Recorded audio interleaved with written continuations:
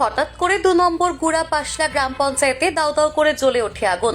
বুধবার সন্ধ্যার সময় মুর্শিদাবাদ জেলার নবগ্রাম ব্লকের ২ নম্বর গুড়া পাশলা পঞ্চায়েতে জ্বলে ওঠে দাউ দাউ করে আগুন।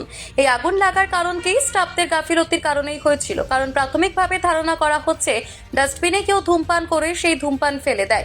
ডাস্টবিনে থাকা সেই ধূমপান থেকেই অগ্নিকাণ্ডের সৃষ্টি হয় বলে মনে করছেন এলাকাবাসীরা এবং পঞ্চায়েত প্রধান। এই আগুন লাগে সন্ধ্যা ৬টা নাগাদ।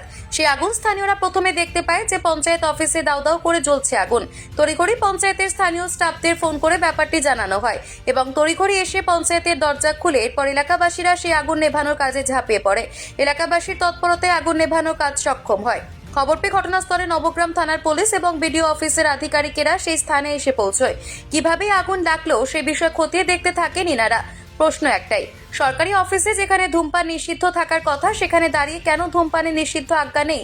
এছাড়াও সরকারি অফিসে আগুন নেভানোর অগ্নি নির্বাপক যন্ত্র থাকাটাও আবশ্যিক, সেখানেও দেখা যায় পঞ্চায়েত চত্বরে কিছুই ছিল না। বড়সড় দুর্ঘটনা ঘটলে দায়কে নিত, সেই প্রশ্ন উঠছে এখন। যদি সময় মতো এলাকাবাসীরা তৎপর না দেখাতেন তাহলে তো বড়সড় দুর্ঘটনা ঘটেই যেত। এই আগুনের ফলে পঞ্চায়েতের কম্পিউটার কক্ষে ঘটে যেতে পারত। কম্পিউটার এবং পঞ্চায়েতের দামি দামি নথি পুড়ে ছারখার হয়ে যাওয়ার সম্ভাবনা ছিল। যদিও আগুন লাগার ফলে পঞ্চায়েত চত্বরে দরজা এবং কমপ্লেন বক্স পুড়ে ছারখার হয়ে যায় বলে জানা গেছে।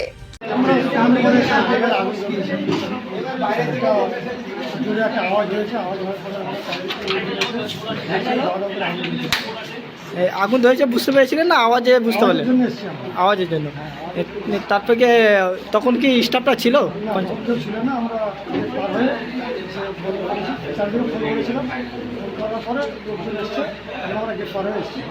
তাহলে আপনারা যদি না আগুনটা নিভাতে পারতেন তাহলে তো বড় দুর্ঘটনা হতো। বল অনেক কম্পিউটার ছিল ঘরে, কম্পিউটারগুলো সবগুলোই নষ্ট হয়েছে, তাই তো? এটা কি কার গাফিলতি বলে মনে করছেন?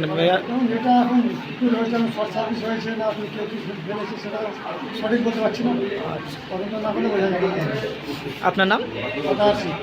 একটু আগে আমাদের এই মিলনায় এই রনি এই ছেলেটা দেখেছিল, মানে ডাস্টবিন থেকে আগুনটা ধরেছে। কোনো পাবলিক হয়তো বিড়ি সিগারেট খেয়ে হয়তো ওটাতে ফেলে দিয়েছে, ওটা ধরে ওইখান থেকে একটু আগুন হয়েছিল।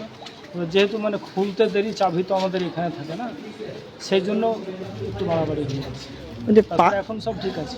পাবলিকে খেয়েছে এটা কি করে বুঝতে পারলেন যে পাবলিকে খেয়েছে? কোনো স্টাফও তো হতে পারতো না। স্টাফরা তো আজকে সব কাজেই ব্যস্ত ছিল। আচ্ছা, কিছু পাবলিক এসে ছিল, কাজের জন্য এসেছিলো, কিন্তু আমাদের ওই কাজের জন্য এটা হচ্ছে না, ওই সময় হয়তো খেয়েছে। আচ্ছা, বলছিলাম আপনাদের সিসি ক্যামেরা রয়েছে, সিসি ক্যামেরা রয়েছে এবং যেখানে অফিসের মধ্যে একটা ধূমপানের নিষেধের ব্যাপার থাকে, সেটা কি আপনারা ওখানে টাঙিয়েছিলেন বা কোনো নোটিশ দিয়েছিলেন? ধূমপান নিষেধ এরকম লেখাও থাকে, হ্যাঁ, পঞ্চায়েতে, তবুও কেউ মানে না নাকি? না মানার কারণেই সাধারণ মানুষ অতটা লক্ষ্য করে না। আচ্ছা আচ্ছা, এই জন্য এই যে একটা যদি না জানা যেত তো বড় সড়কের দুর্ঘটনা কবল হতো, যেখানে কম্পিউটার রয়েছে এবং গাদা গাদা নথি রয়েছে যেখানে দেখলাম। কি বলবেন এই বিষয়ে?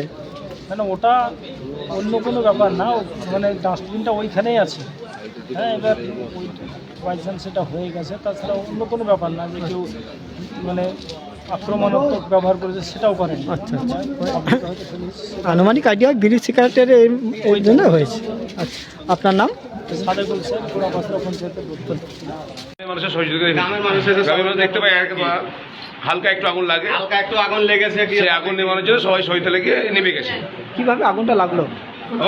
মজা হচ্ছে ওই শর্ট সার্কিট হবে, শর্ট সার্কিট বা আর কিছু সেটা দেখতে হবে। আমরা এখন যেটা অনুভব করছি শর্ট সার্কিট। আচ্ছা, আপনার গ্রামবাসীদের এসে আপনার আগুনটা নেওয়ার কাজ করে। কটার সময় বন্ধ হয় এই পঞ্চায়েত? দুদিন বন্ধ হয় তো 4টে সাড়ে 4টে এলাকায় বন্ধ হয়। হ্যাঁ, সে তুলনায় হয়তো আজকে 5টা হয়েছে বা 4:30 হয়েছে, যেটা হয়েছে 4টে 4:30-র মধ্যে বন্ধ হয়েছে। আমরা 6টা থেকে ঘুমাচ্ছি, আমাদের কাছে চাবি নেই, চাবি বন্ধ ছিল। সেইখানে এলাকার মানুষ এসে এক এক করে এসে জমায়েত করে বন্ধ। যখন আগুন লাগে তখন কি পঞ্চায়েত স্টাফটা ছিল না চলে গেছিল? না, চলে গেছে। চলে গেছিল, আবার তারা এলো নাকি? হ্যাঁ, আবার তাদের ডেকে আনা হলো? হ্যাঁ, ফোন করে আবার ডেকে আনা হয়েছে এবং দরজা খুললো এবং পাবলিক তার আগে ঢুকে পড়েছিল, ঢুকে পরে একের পর বন্ধ করলো। আগুন এমন কিছু বিশেষ লাগেনি, তবে লাগতে লেগেছিল। কিন্তু ক্ষয়ক্ষতির একটা বড় ক্ষয়ক্ষতি প্রশংস থেকে বাঁচলো। যদি আপনারা যে সচেতন না করতেন তাহলে হয়তো বড় ধরনের দুর্ঘটনা ঘটতো, রাত পেরিয়ে গেলে বড় ধরনের ঘটনা ঘটতো। হ্যাঁ, ওই নথিগুলো পুরো ক্ষয় হয়ে যেত।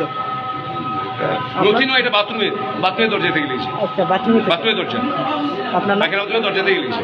আপনার নাম? আমার নাম তোগান শেখ। KTN Bangla TV.